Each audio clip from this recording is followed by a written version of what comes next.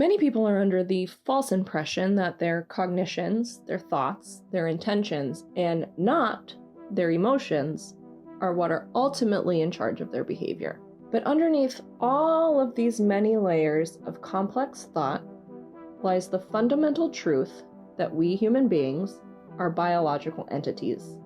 And as such, we have evolved to move towards things that satisfy certain internal drives and move away from things that trigger internal drives associated with danger and death. And everything that is more complex about us is stacked on top of that.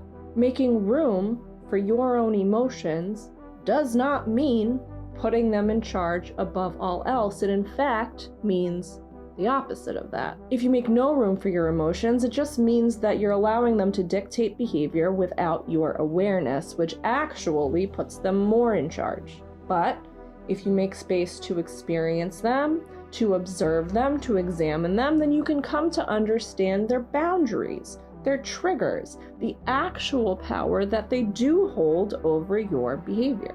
You can't control their existence, but you can control your conscious relationship to their existence. When you are aware of what your emotions are doing, then you can consciously adjust your behavior in response to them. Emotions are not just the words that we've applied to them. They are collections of physical sensations that occur in response to environmental stimuli. And when I'm talking about environmental stimuli, I'm talking about this from a behavioral perspective. So anything that is outside of the perceiving mind constitutes the environment. So that includes events inside your body. Just like dogs can learn to salivate at the sound of a bell because they have learned to associate that sound with food, people can learn to experience an emotional response in association with any number of things. You can associate emotions with thoughts, behaviors, people, environments, anything you can imagine, you can associate an emotional response to it. Those associations occur outside of our conscious awareness. It just happens because the emotional response and the environmental event happen at the same time enough times for you to create an association. And even though we're not aware of those associations, they are there.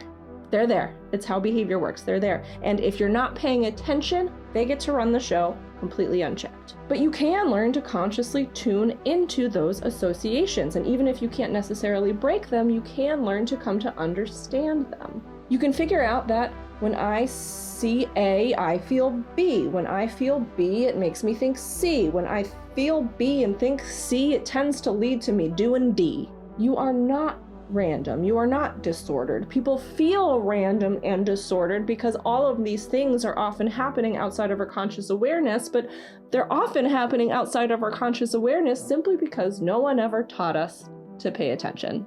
The amount of change that can happen simply by learning to pay attention to the stuff you're not normally paying attention to about yourself is remarkable.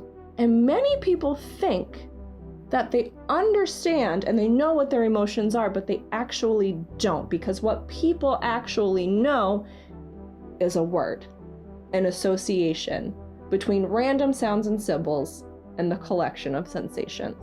They haven't actually examined the collection of sensations in relation to the environment at all. What is anxiety? What is anger? What is pain? What do they feel like to you? What are the sensations you are experiencing? What are the thoughts and behaviors associated with those sensations that are happening within your body?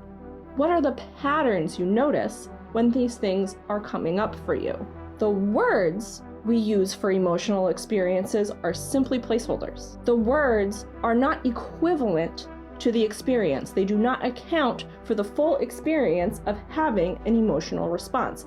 They are, again, just random symbols and sounds that we've attached to these bundles of sensations, thoughts, behaviors, whatever they may be.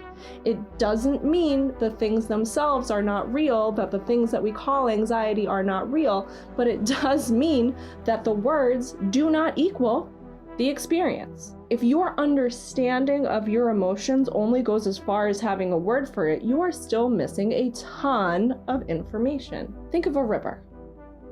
What is a river? A river is water, but it's not just water. A river is rocks and sand and silt, but it's not just rocks and sand and silt. A river may be fish, but it's not just fish. Different rivers are comprised of different things. What is a river? What is anxiety? What is anger? What is pain? Maybe it's time for you to explore the river that is you.